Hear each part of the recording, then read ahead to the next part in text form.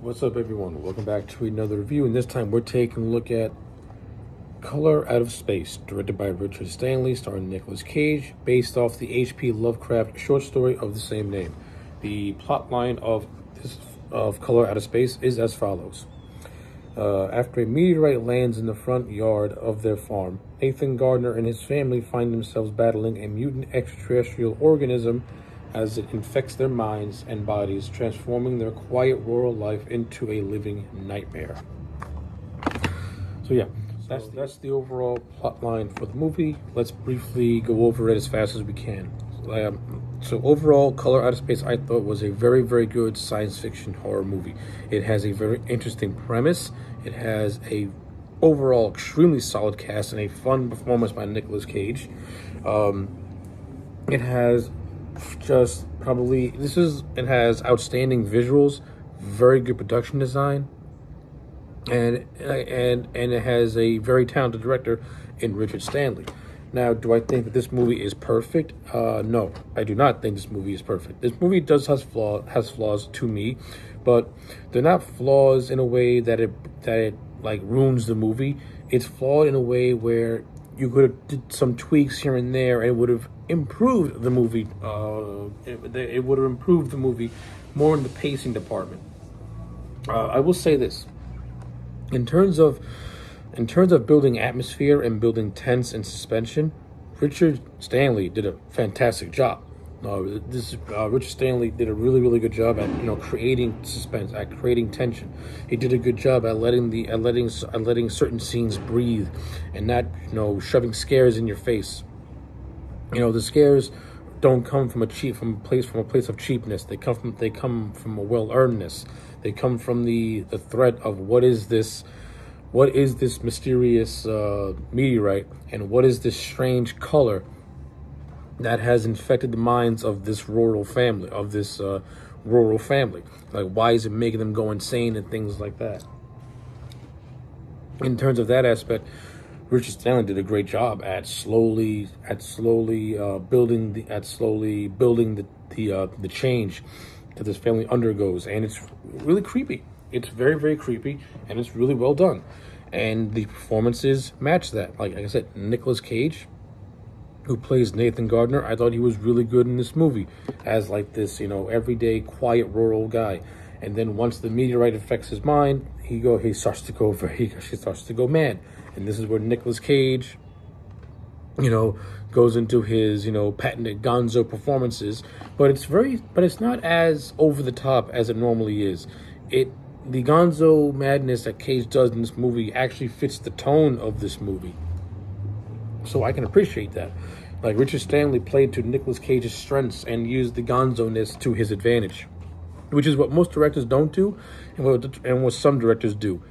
In order to get a good performance out of Nicolas Cage, you got to play to the strengths. If you don't play to the strengths, then Nicolas Cage is just going to go all out, and without someone to rein him in, that's where some of his criticisms come from.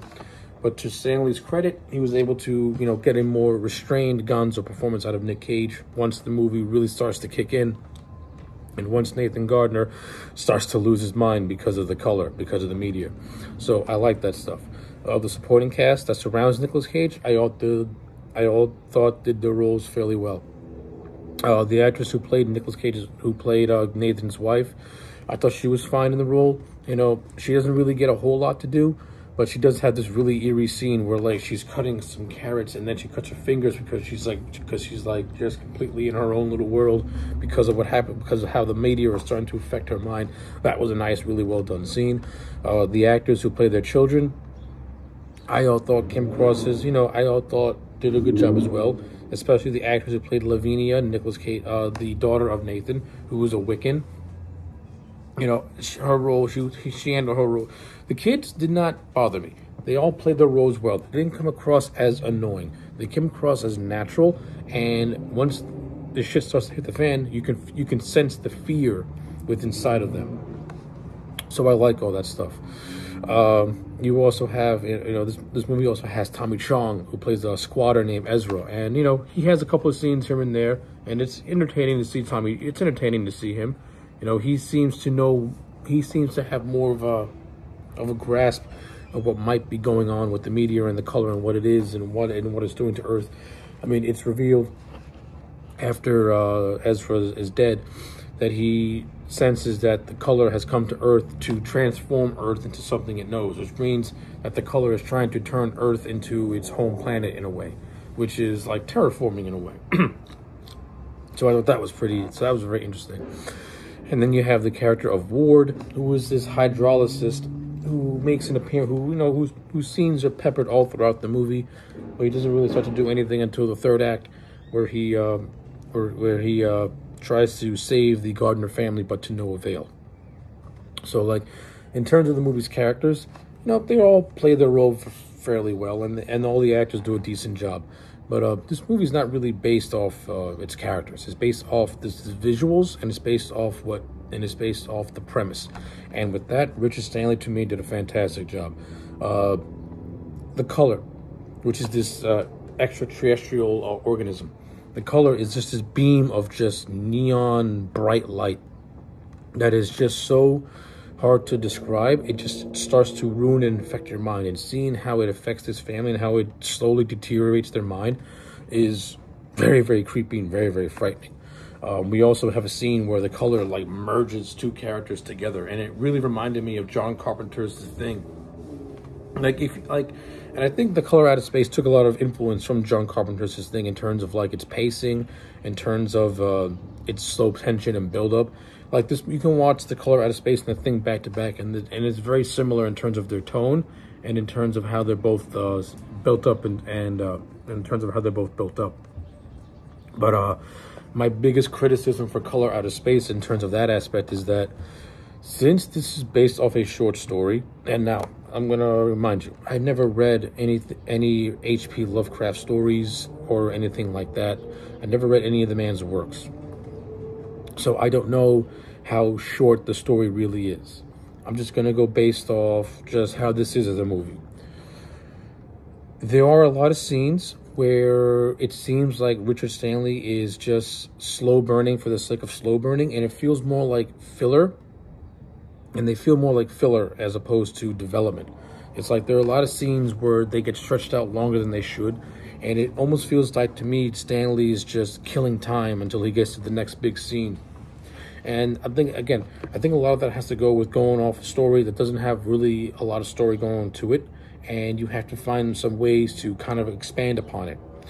I think Richard Stanley could have used that to his advantage by expanding on the characters much more, giving more scenes to breathe a little bit more, maybe stretching out some suspense scenes more and more. But it felt like, to me, he just stretched out just a handful of scenes a little more, but those scenes end up leading to nowhere, is what I'm trying to get at. Like they're deliberately slow paced just to buy some time, and that's where I think hurts the flow of the movie a little bit, especially leading up to when the media crashes and then post media crash. And then of course, there are also certain characters that really don't do much and are only there for like maybe a handful of scenes. So like, yeah, the movie is not perfect. It does have some. There are some issues with pacing where I feel that Stanley is just stretching things out for time, and there are certain characters that just don't really do much aside from a little snippets here and there. But overall, I thought Color Out of Space was really, really good. And it's really saved by a very intense and very thrilling third act. Like, the third act of this movie is outstanding. It's like so just psychedelic, mind-trippy, intense. It makes up for some slow spots this movie does have.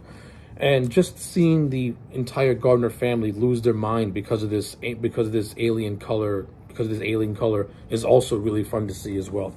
So yeah, overall, I'm going to give The Color Out of Space a solid 8 out of 10. I recommend this movie. Give it a watch. So yeah, those are my thoughts. Let me know yours in the comment sections down below. Like the video and subscribe, and I'll check you back next time for more.